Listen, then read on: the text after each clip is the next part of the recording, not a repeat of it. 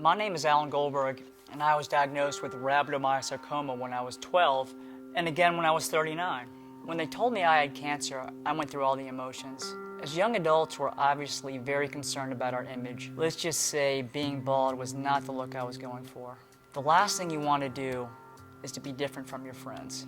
Losing your hair is the most obvious side effect of cancer treatment, but there are other ugly little secrets that people don't tell you about. Some people gain weight, some people lose weight, and I know people who have scars, skin problems, swelling, and a lot of other physical issues. I had a lot of skin burns, which you aren't prepared for that, like on the fingers, on your feet. They removed my bladder, my ovaries, and part of my urethra. I couldn't walk.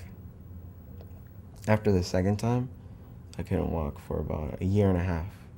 I was in a wheelchair.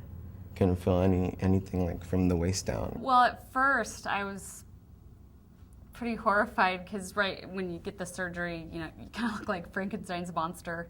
And it was the springtime and I was wearing turtlenecks because it's just like this bright red long scar across your neck. I have actually a multitude of scars because of all the biopsies and everything, the catheter in my chest. The biggest scar runs from just above my knee to almost at my ankle. I looked really different because I lost a lot of weight to begin with, and then I gained a lot of weight due to the drugs that I was taking. So my head kind of looked like a football. I was in the prime of my life, and I lost my hair. I had a bilateral mastectomy. My body completely changed. I responded really strongly to my new scar right away. I actually couldn't look at it for probably 2-3 weeks after my surgery, I think because it felt really foreign to me. It felt like it wasn't representative of who I was as a person, and it felt like it wasn't part of my body yet. I'm always aware of it.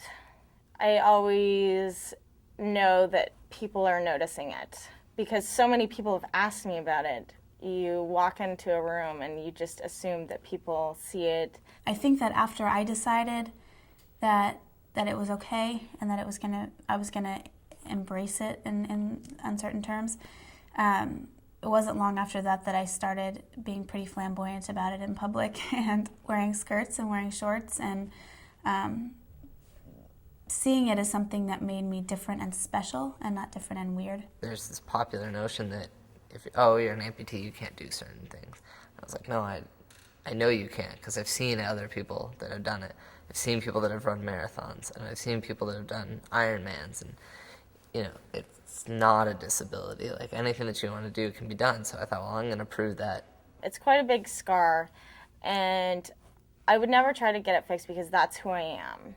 And it means so much to me that I went through that experience. And it's also a good reminder to myself, every time I look in the mirror and I see it, I just think to myself, how far I've come, what I've gone through, that I should be so proud of who I am.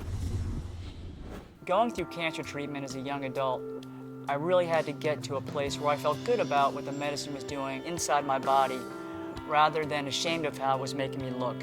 Dealing with changes to your body at a young age really blows. I know it's hard, but when you look in the mirror and see your hair falling out, it's an outward sign that you're fighting the cancer. Feel good about that and talk to people about your feelings. Find a friend who's going through the same thing and laugh about it if you can.